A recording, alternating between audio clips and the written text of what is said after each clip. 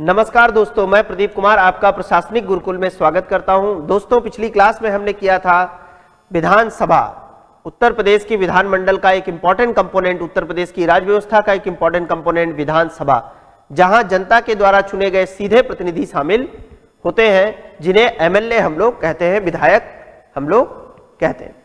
और उसके बाद आज जो हम लोग अभी करने जा रहे हैं वो इंपॉर्टेंट टॉपिक है उत्तर प्रदेश विधान परिषद। जैसा कि आप जानते हैं, उत्तर प्रदेश में दो विधानमंडल के दो भाग हैं, एक विधानसभा है और एक विधान परिषद है। एक लेजिस्लेटिव असेंबली है और एक लेजिस्लेटिव काउंसिल है। लेजिस्लेटिव असेंबली, विधानसभा से विधायक चुने जाते हैं, एमएलए चुने जाते हैं, और विधान परिषद से एमएलसी चुने जाते हैं। विधान परिषद से कौन चुने जाते हैं? एमएलसी। आज हम लोग जो इंपॉर्टेंट टॉपिक करने जा रहे हैं, उत्तर प्रदेश विधान परिषद के बारे में हम लोग अध्ययन करेंगे, जो कि काफी महत्वपूर्ण टॉपिक है। इसको हम लोग आज कवर करेंगे। आप पिछली क्लास को देखकर अगर आगे वाली क्लास देखेंगे तो आप बहुत अच्छी तरह से चीजों को समझ पाएंगे। और एक बात आप समझिए, मैं जब राज्य व्यवस्था पढ़ा रहा हूं तो मैं इंटीग्रेटेड करके पढ़ा रहा हूं। कुछ चीजें मैं केंद्र की व्यवस्था को भी आपको बताते चल रहा हूं, क्योंकि एक सिलेक्शन के प्रोसेस के एक लंबे दौर में, 2021 में सिलेक्शन होने से पहले एक लंबे दौर में मैंने ये सीखा कि अगर हम इंटीग्रेटेड करके पढ़ें तो हमारा समय भी बचता है और हमें याद भी रहता है और हम अपने अंकों को तेजी से बढ़ा पाते हैं। तो आइए हम लोग देखते हैं उत्तर प्रदेश विधान परिषद। आइए, उत्तर प्रदेश विधान परिषद। तो पहला क्वेश्चन जो आपको याद करना है, उत्तर प्रदेश विधान परिषद में कुल कितने सदस्य हैं? जैसे विधानसभा में 403 है वर्तमान में विधान परिषद में कितने सदस्य हैं? 100। विधान परिषद में कितने सदस्य हैं? 100। रट लीजिए, बहुत इंपॉर्टेंट है, बहुत बार ये प्रश्न आया हुआ है। इससे भी ज्यादा मैं आपको एक इंपॉर्टेंट चीज बताने जा रहा हूं। 90 सदस्य का अप्रत्यक्ष चुनाव होता है। अप्रत्यक्ष चुनाव। और 10 सदस्यों का राज्यपाल मनोनयन करते हैं। 10 सदस्य राज्यपाल मनोनयन करते हैं, मनोनीत करते हैं, राज्यपाल मनोनीत करते हैं। इसके डिटेल में मैं नहीं जाऊंगा कि राज्यपाल किन क्षेत्रों से मनोनीत करते हैं, कैसे अप्रत्यक्ष चुनाव होता है, क्योंकि तब क्लास हमारी लंबी हो जाएगी। आप इसको हमारे ही एप्लीकेशन प्रशासनिक गुरुकुल में पॉलिटी के कोर्स में डिटेल से आप पढ़ सकते हैं।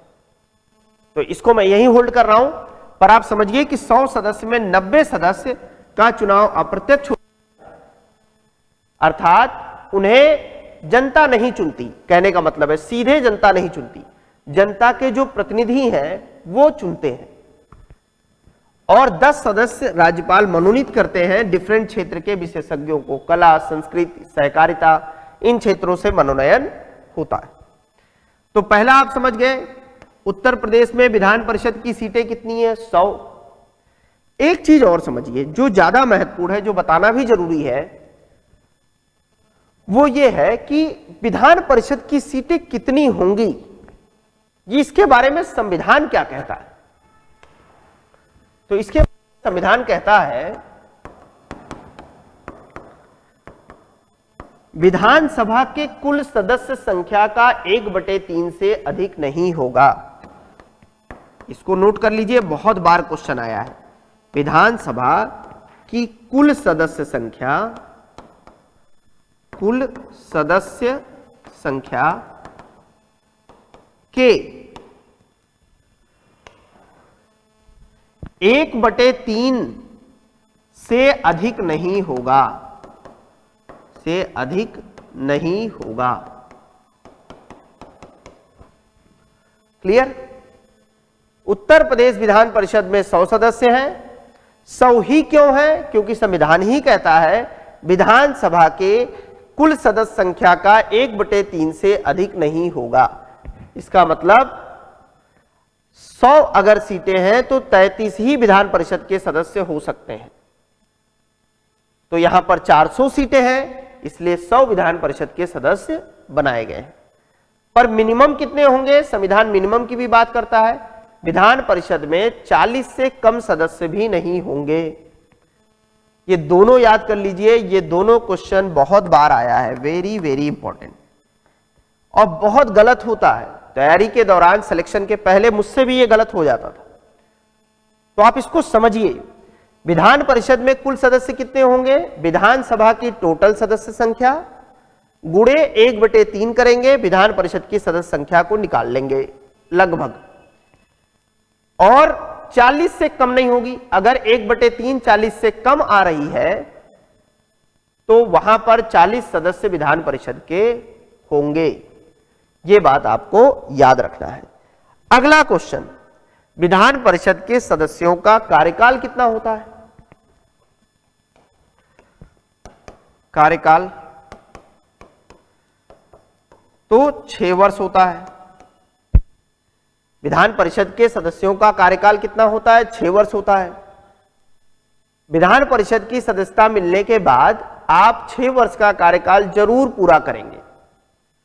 जैसा कि विधानसभा में अगर मुख्यमंत्री को अविश्वास प्रस्ताव, मुख्यमंत्री को हटाया जाता है तो विधानसभा भंग हो जाती है, पर विधान परिषद भंग नहीं होती।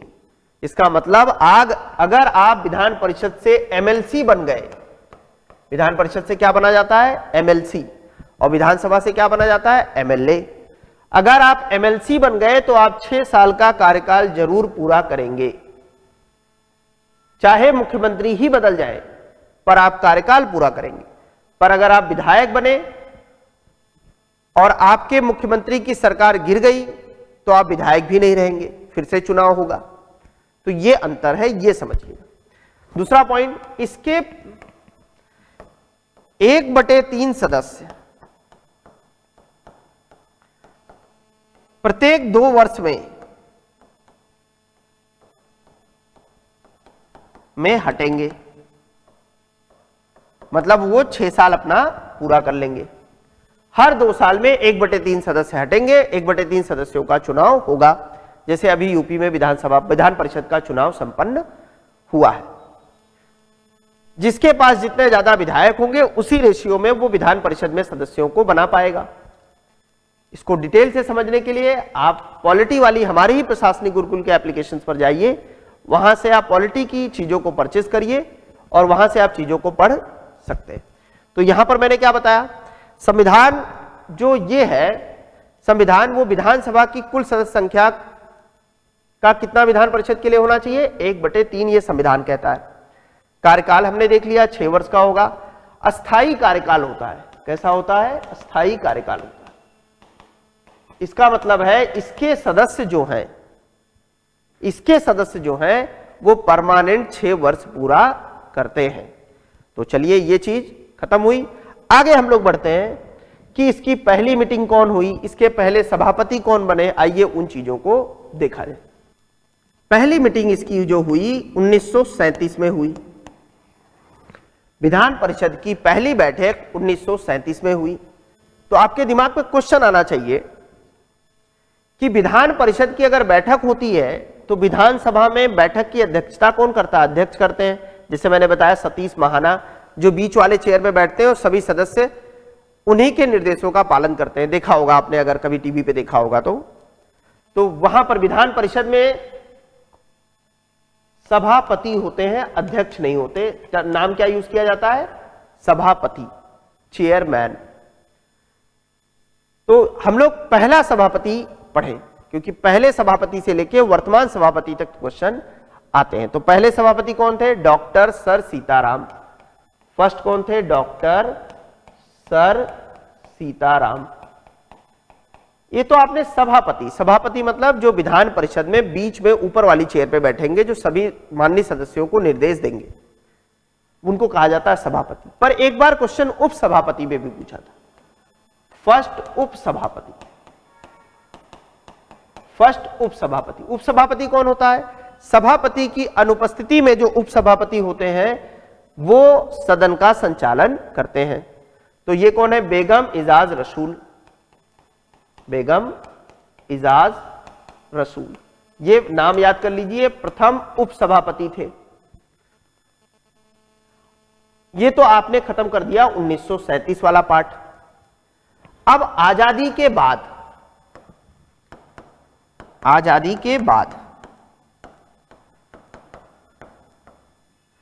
फर्स्ट सभापति, ये भी याद करना है आपको। आजादी के बाद पहले सभापति कौन है? आजादी के बाद जो पहले सभापति हैं वो है डॉक्टर चंद्रभाल, डॉक्टर चंद्रभाल, ये भी आप याद कर लीजिए। और वर्तमान में सभापति कौन है? जो वर्तमान में 2023 में, वर्तमान में 2023 में अगर हम बात करें तो डॉक्टर मानवेंद्र कुमार सिंह, वर्तमान में कौन है? डॉक्टर मानवेंद्र कुमार सिंह, मानवेंद्र कुमार सिंह, वर्तमान में कौन है? श्री डॉक्टर मानवेंद्र कुमार सिंह। रट लीजिए, सीधे क्वेश्चन आता है। उत्तर प्रदेश में विधान परिषद का गठन कब हुआ? 1935 के एक्ट से, एक्ट ऑफ 1935, भारत सरकार अधिनियम 1935 से 1937 में पहली बार विधान परिषद का गठन हुआ। पहले सभापति थे डॉक्टर सर सीताराम और पहले उपसभापति थे बेगम एजाज रसूल। आजादी के बाद डॉक्टर चंद्रभाल पहले सभापति बने और वर्तमान में कुंवर मानवेंद्र कुमार सिंह वर्तमान में सभापति हैं। तो ये पूरे फैक्ट आपको याद होना चाहिए। इसके बाद जो इंपॉर्टेंट चीज है वो ये है कि जो विधान परिषद है, विधान परिषद का जो चुनाव होता है वो अप्रत्यक्ष होता है। अप्रत्यक्ष चुनाव होने का मतलब है ये एक अस्थायी सदन है, यह सदन कभी विघटित नहीं होता। मुख्यमंत्री कोई हो, यह सदन अपना 6 वर्ष का कार्यकाल पूरा करेगा। जैसे राज्यसभा का कार्यकाल जरूर पूरा होता है, उसके सदस्यों का कार्यकाल 6 वर्ष का कार्यकाल वहां भी है। प्रधानमंत्री कोई भी हो, प्रधानमंत्री बदल जाते हैं, सांसद भी बदल जाते हैं अगर सरकार गिर जाए, पर राज्यसभा के सांसद नहीं बदलते। वही सेम यहां पर है कि विधान परिषद एक स्थायी सदन है, इसके सदस्यों का जो कार्यकाल होता है वो 6 वर्ष का पूर्ण कार्यकाल वो लोग पूरा करते हैं। आइए कुछ और देखते हैं। 18वीं लोकसभा का जो चुनाव हुआ है उसके बारे में कुछ बातें हम लोग देखते हैं और विधान परिषद वाली ये क्लास समाप्त करते हैं। तो एक चीज और अभी देख लिया जाए, भारत में कुल कितने विधान परिषद, कितने राज्यों में विधान परिषद है, ये क्वेश्चन आता है। भारत में कुल कितने राज्यों में विधान परिषद है? राज्यों में विधान परिषद है। In how many state the legislative council will exist in India? वर्तमान में विधान परिषद कितने राज्यों में है? तो आप आंसर बताएंगे 6 राज्यों में है। वर्तमान में कितने राज्यों में है? ये 6 राज्यों में। भारत में कुल कितने राज्यों में विधान परिषद है? वर्तमान में 6 राज्यों में। कोई दिक्कत? बिल्कुल, याद करना भी आसान है। 6 राज्य कौन है वो भी याद होने चाहिए।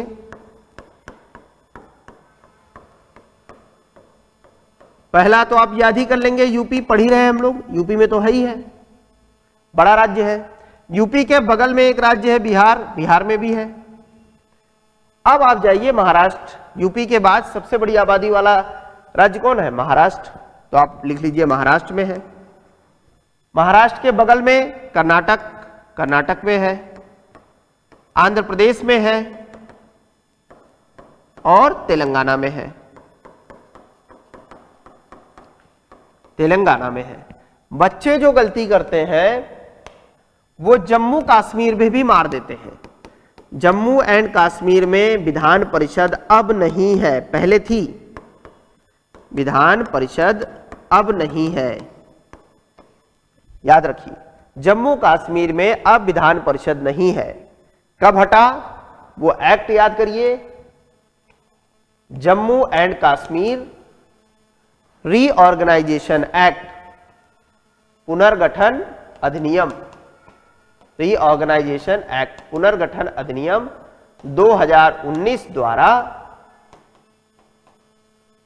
विधान परिषद को समाप्त कर दिया गया। विधान परिषद समाप्त कर दिया गया, कर दिया गया। और इसी पुनर्गठन अधिनियम से दो यूनियन टेरिटरी बनाई गई, एक जम्मू एंड कश्मीर और एक लद्दाख। और जम्मू एंड कश्मीर में विधानसभा होगी, जम्मू एंड कश्मीर में विधानसभा होगी। और ये जो दोनों जम्मू कश्मीर लद्दाख, ये क्या है, दोनों यूनियन टेरिटरी हैं। क्या है? Union territory. ये क्या है? यूनियन टेरिटरी, केंद्र शासित प्रदेश। क्यों मैं लिख रहा हूं? क्योंकि यहां बहुत बच्चे गलती करते हैं। समझो, जम्मू कश्मीर जो है पुनर्गठन अधिनियम के पहले अर्थात 2019 के पहले जम्मू कश्मीर में विधानसभा भी थी और विधान परिषद भी था।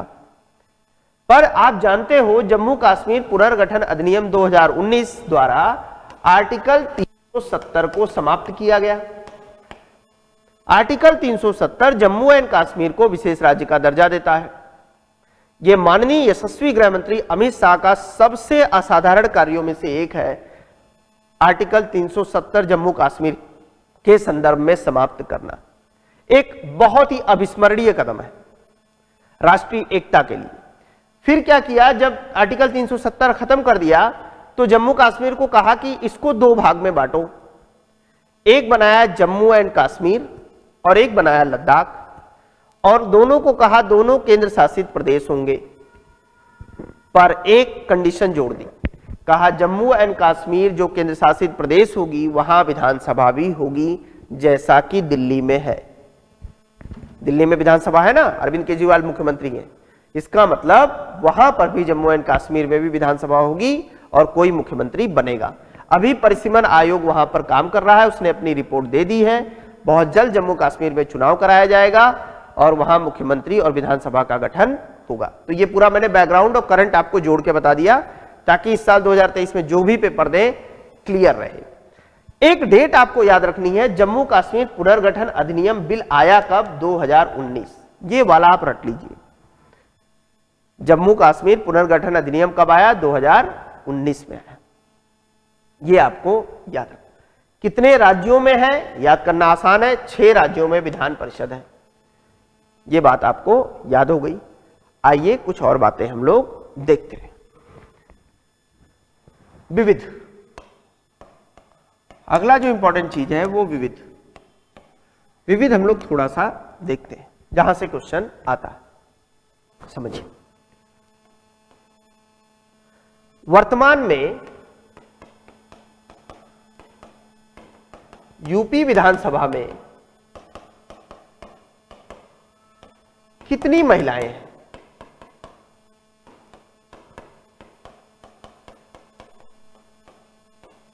कितनी महिलाएं?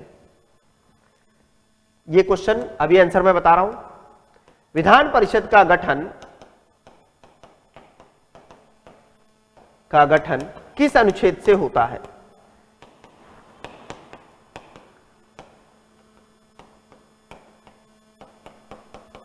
विधान परिषद का गठन किस अनुच्छेद से होता है? ये दो प्रश्न मैं आपको बताने जा रहा हूं, दोनों बहुत महत्वपूर्ण है। तो वर्तमान में यूपी में विधानसभा में कितनी महिलाएं हैं? आप मारेंगे 47। 18वीं विधानसभा जो वर्तमान में कार्यरत है, जिसके माननीय मुख्यमंत्री योगी आदित्यनाथ जी हैं, उसमें 47 महिलाएं हैं। क्वेश्चन घुमाकर भी पूछ सकता है, आजादी के समय कितनी थी? 20 थी, और वर्तमान में कितनी है? 47 है। महिलाओं की संख्या तो बढ़ रही है विधानसभा में, महिला विधायकों की संख्या बढ़ रही है, पर तुलनात्मक रूप से कम है। 403 विधायकों में 47 महिलाएं, जो कि संख्या के रूप में भी कम है, इनका रिप्रेजेंटेशन, इनका प्रतिनिधित्व और बढ़ना चाहिए।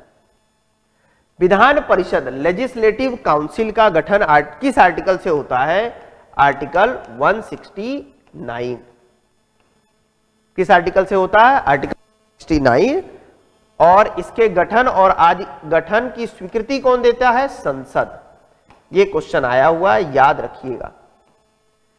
कोई भी राज्य विधान परिषद के गठन का प्रस्ताव संसद को भेजता है, अगर संसद उसे मंजूरी देती है तो विधान परिषद का गठन होगा, अन्यथा नहीं होगा।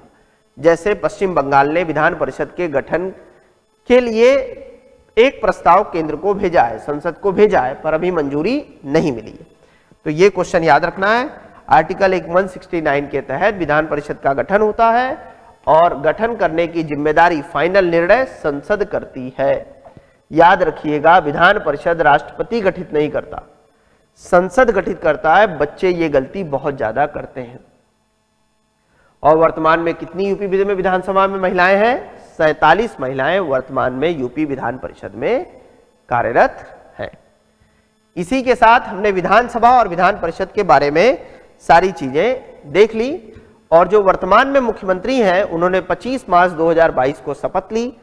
53 कैबिनेट मंत्रियों ने शपथ ली, टोटल 53 मंत्रियों ने शपथ ली, जिसमें 19 कैबिनेट मंत्री शामिल है। या एक्स्ट्रा जानकारी है, याद रहे तो ठीक, नहीं तो कोई बात नहीं। तो इसी के साथ विधान परिषद वाली ये क्लास भी हमारी समाप्त होगी। तो हमने क्या क्या देख लिया? उत्तर प्रदेश विधानमंडल के 2 सदन, विधानसभा और विधान परिषद, इनके बारे में डिटेल से हमने देख लिया। अब अगली क्लास में जो हमें देखना है वो है उत्तर प्रदेश के मुख्यमंत्री। क्योंकि राज्य व्यवस्था में विधानसभा में विधायक दल का नेता कौन होता है? मुख्यमंत्री। बिना मुख्यमंत्री से के किसी राज्य का प्रशासन शासन चल ही नहीं सकता। शासन और प्रशासन का हेड कौन होता है? मुख्यमंत्री। सारा शासन कौन चला रहा है? योगी आदित्यनाथ जी। और उत्तर प्रदेश जैसे बड़े राज्य, जो कई राज्यों कई देशों की तुलना में जिसकी आबादी ज्यादा है, इसका मुख्यमंत्री कोई सामान्य मुख्यमंत्री नहीं है, वो राजनीतिक रूप से बहुत ही शक्तिशाली मुख्यमंत्री होता है। इसीलिए आप देखेंगे कि योगी आदित्यनाथ का भी नाम श्री नरेंद्र मोदी के बाद बहुत तेजी से प्रधानमंत्री पद के लिए आगे बढ़ रहा है। क्योंकि यूपी का मुख्यमंत्री होना ही ये दिखाता है कि आप बहुत बड़ी जनता का प्रतिनिधित्व करते हैं। तो चलिए हम लोग अगली क्लास में देखेंगे उत्तर प्रदेश में मुख्यमंत्री। वर्तमान में कौन से मुख्यमंत्री हैं, कौन कौन से मुख्यमंत्री प्रधानमंत्री बने, उन सब चीजों से संबंधित कुछ इंपॉर्टेंट फैक्ट्स हम लोग देखेंगे। और अगली ही क्लास में उत्तर प्रदेश में जो राज्य का प्रमुख होता है, संवैधानिक प्रमुख होता है, राज्यपाल, उसके बारे में भी हम लोग डिटेल से देखेंगे। तो अगली जो हमारी क्लास होगी वो मुख्यमंत्री और राज्यपाल से संबंधित होगी। जुड़े रहने के लिए बहुत बहुत धन्यवाद। प्रशासनिक गुरुकुल से जुड़े रहिए और यूपी स्पेशल की इन कक्षाओं को आप एंजॉय करिए। ये मेरा दावा है कि मैं जो भी यहां आपको पढ़ा रहा हूं वो सीधे क्वेश्चन एग्जाम में आए हुए, और आए हुए के अलावा उन संभावित प्रश्नों को भी मैं करा रहा हूं जो आएंगे, और उन चीजों पर बहुत फोकस कर रहा हूं जहां से एनालिटिकल या घुमाकर जो क्वेश्चन पूछने की प्रवृत्ति इधर हाल फिलहाल में बढ़ी है, वो प्रश्नों को भी आप सॉल्व कर पाए। क्योंकि आजकल क्या हो रहा है, सेंटेंस के क्वेश्चन पूछ रहा है, तो वो भी आपको क्लियर रहे। इसी अप्रोच से, इंटीग्रेटेड अप्रोच से मैं आपको कक्षाएं दे रहा हूं। और प्रशासनिक गुरुकुल एक ही बात पर विश्वास करता है कि सिंप्लिसिटी के साथ आपके पास मटेरियल जाए और गुणवत्तापूर्ण मटेरियल जाए और आपकी अवधारणाएं आपके दिमाग पर स्पष्ट रूप से छपें। इसी प्रयास में हम लोग लगे हुए हैं और इसी प्रयास के तहत मैं आपको विषय वस्तु भी प्रस्तुत कर रहा हूं। जुड़े रहने के लिए बहुत बहुत धन्यवाद। पढ़ते रहिए, जुड़े रहिए, अगली क्लास में फिर मिलेंगे। धन्यवाद, थैंक यू।